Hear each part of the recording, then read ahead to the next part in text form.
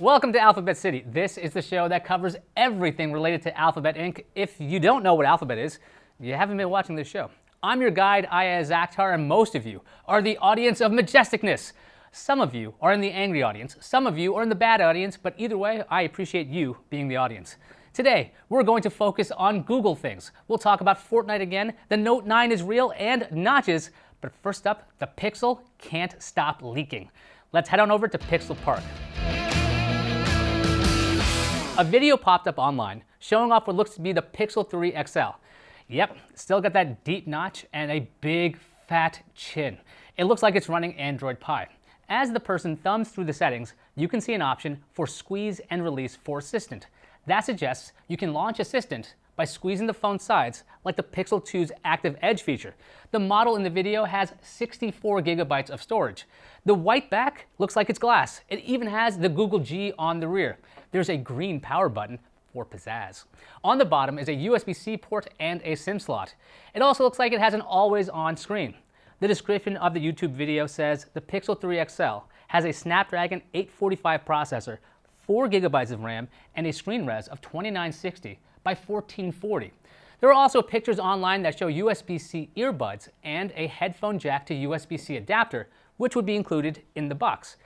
Hey Google, if you're watching this, how about just jumping the gun and release the Pixel 3 now? We've got like 50 days until the rumored October 4th launch date.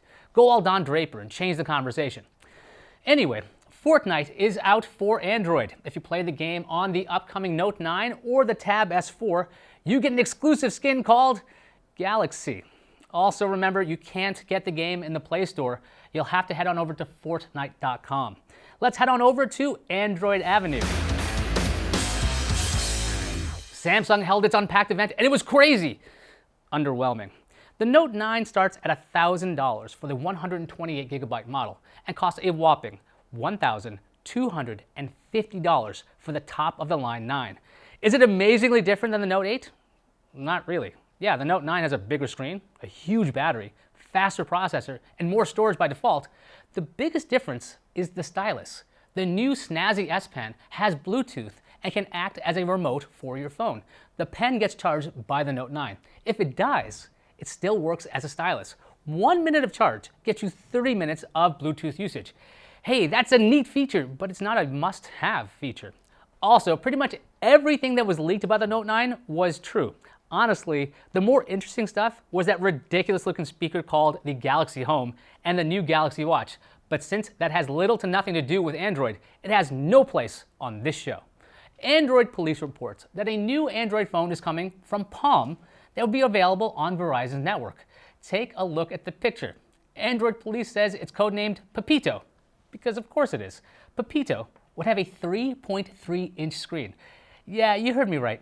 It is 2018, and we're reporting on a rumor that Palm is introducing an Android phone, but there's more.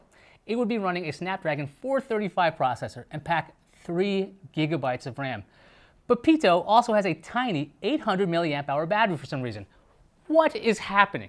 Also, wasn't Palm dead? Didn't HP eat them up and run Palm into the ground? I had to Wikipedia this. Turns out the Palm brand was sold to TCL in 2014 or 2015. In news you guys told me you don't care about, the Red Hydrogen 1 phone will launch November 2nd on AT&T and Verizon. If you pre-order the phone, and as you've told me, you have not, you'll get it October 9th. If you're new to this show, the Red Hydrogen 1 phone is an Android device that claims to have a holographic display. Our fantastic audience, now known henceforth as the Alphabet Citizens, have compared the idea to the Nintendo 3DS and are not impressed. I personally want to believe.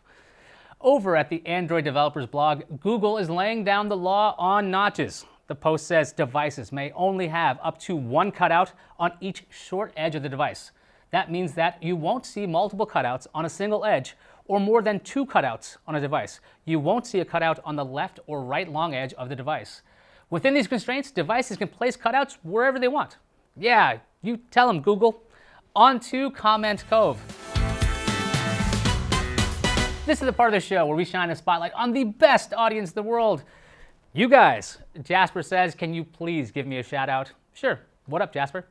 N051D3 says, when's the last episode of this show? Can't wait. N051D3, keep watching. every episode is the last episode. Fujian Crypto Report says, what do people use the Note for anyway? It seems very large, not very aesthetically beautiful, and possibly a waste. What is its purpose and target market? How many are sold compared to other phones? Hey Fujian, I actually use a Note as my personal phone. One day, I was writing out some thoughts on cocktail napkins while my Pixel 2 XL was also there. I was mind mapping. I stared at my phone and the napkins and thought, why on earth can't I just write on my phone? So I traded in my Pixel for a Note. So maybe it's for weirdos like me. Thanks to everyone for their comments. If you didn't know, I read every comment and respond to as many as I can. I've heard your message. You want more news? I'm on it. Also, for those of you who don't like the music, I'm also on it. If you've enjoyed your stay in Alphabet City, please like and subscribe. If you want to know everything about Apple, might I suggest checking out the Apple Core. It's excellent. I'm Aya Zakhtar, and I'll see you online.